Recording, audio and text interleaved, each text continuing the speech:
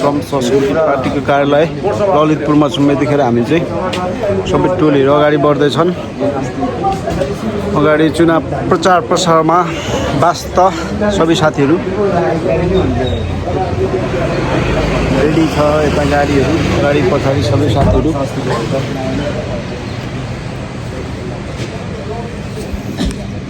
र हाम्रो झन्डा हुँदैन भनिरहँदाखेरि हामीले यसलाई चाहिँ चुनाव चिन्ह भनेर सबैले भनिदिनु पर्यो है। चुनाव चिन्ह जनताहरूलाई देखाउनको लागि, बुझाउनको लागि, जनताहरूलाई बुझाउनको लागि चाहिँ यो बनाइएको हो। चुनाव चिन्ह भनिदिनु पर्यो। अनि यो झन्डा चाहिँ म अब हाम्रो युवा अध्यक्षलाई ह्यान्डओभर गर्दैछु।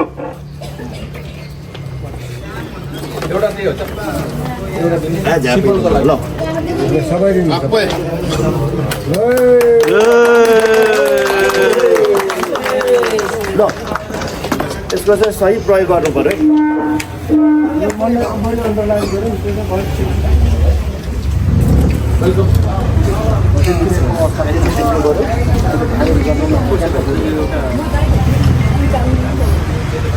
अब धेरै यहाँ टाइम वेस्ट नगर्नु।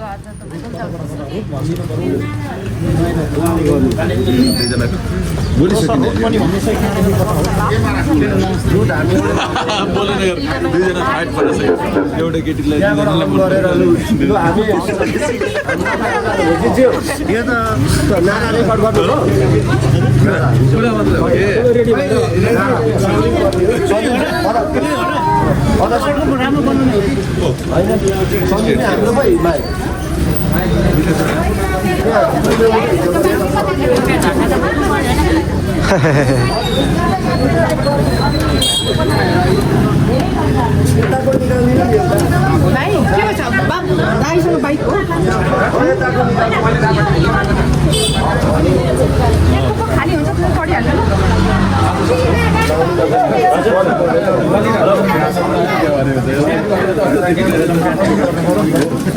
मिलाएर आउँदा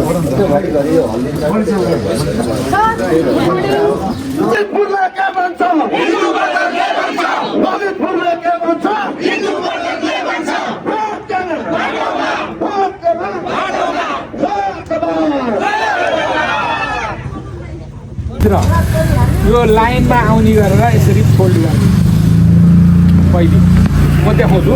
यसरी फोल्ड गर्ने है, यसरी फोल्ड गर्ने। यसरी फोल्ड गरिसकेपछि हाम्रो चिन्ह त देखिन्छ नि। अनि आफ्नो चिन्हमा ठ्याक्कै स्वस्तिक छाप हान्न सिकाउने, सिकाएर अनि त्यस पछाडि यसलाई फोल्ड गर्ने। फोल्ड गरेर के हुन्छ, यहाँ हाम्रो अलिकति बढी मसी भयो भने पनि यसको पछाडि लाग्छ। हाम्रो ब्यालेट पेपर इन्भ्यालिड हुँदैन, भ्यालिड हुन्छ। यो सबैभन्दा महत्त्वपूर्ण, एक भोट पनि यो खेर नजाओस् भनेर यसरी सिकाउँछ। यसलाई सबै बुढाबुढीहरूलाई नजान्ने हुनुहुन्छ होइन, धेरैजना जान्नुहुन्न। अनि त्यो हालेको भोट पनि के हुन्छ त, बदर हुन्छ, इन्भ्यालिड हुन्छ।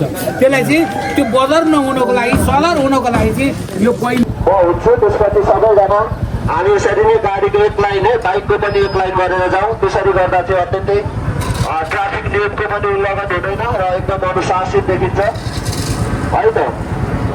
र सबैजना हिँड्नु सबैजना बस्नु होला। तपाईँको खाली हो, तपाईँकोमा खाली छ।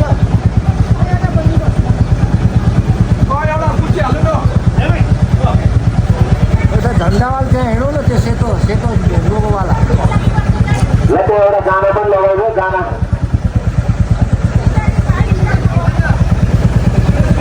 सबैजना बाइकमा चाहिँ बसी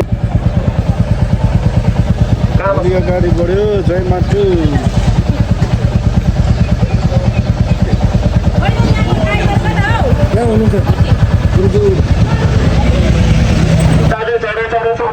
हामी ढिलो भइसकेका छौँ।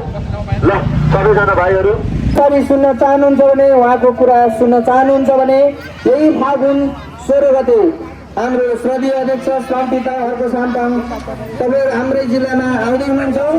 कृपया तपाईँहरूले आफ्नो समय सुनिश्चित गरेर राखिदिनु हुन हामी हार्दिक हार्दिक अनुरोध गर्दछौँ। जय देश, जय नाटो, जय श्रमदान।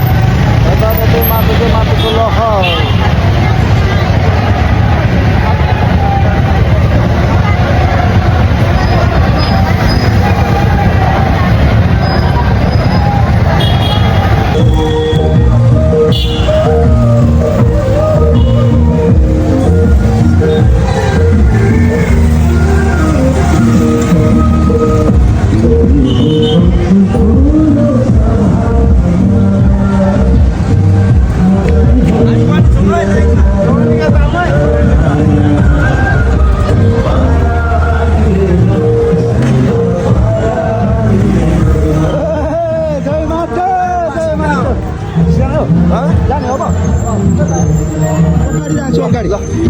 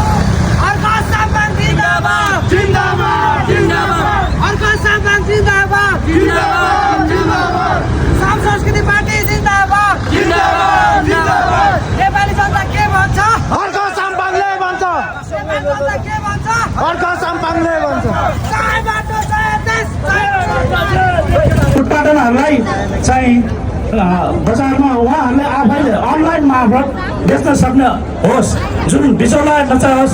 अहिले किसानहरू साह्रै मार पर्नु कारण बिचौलाहरू पनि एउटा कारण हो। यही भन्दै मेरो सानो मन्तव्य यही टुङ्ग्याउन चाहन्छु।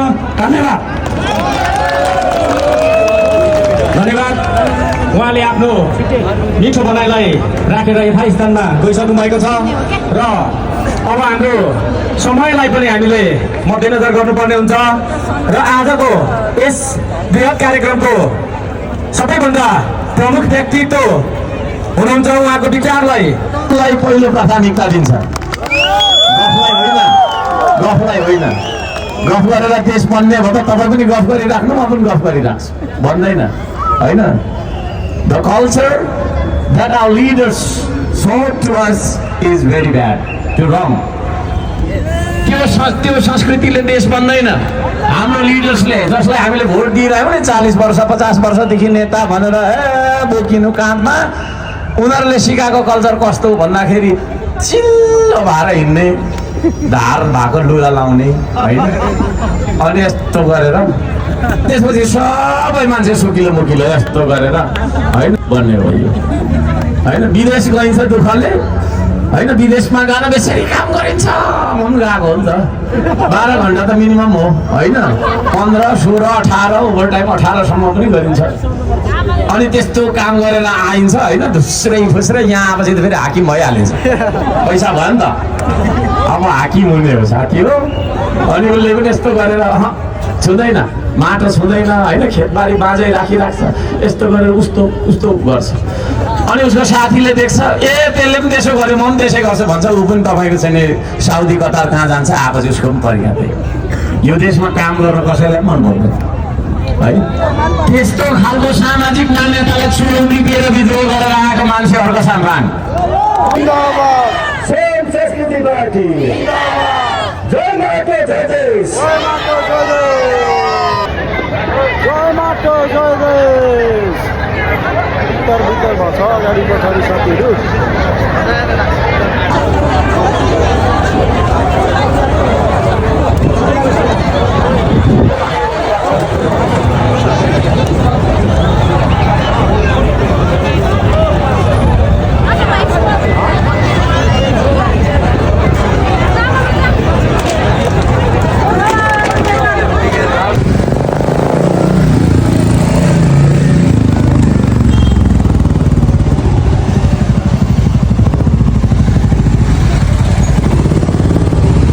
लाइक शेयर कमेन्ट सब्सक्राइब गरिदिनु होला।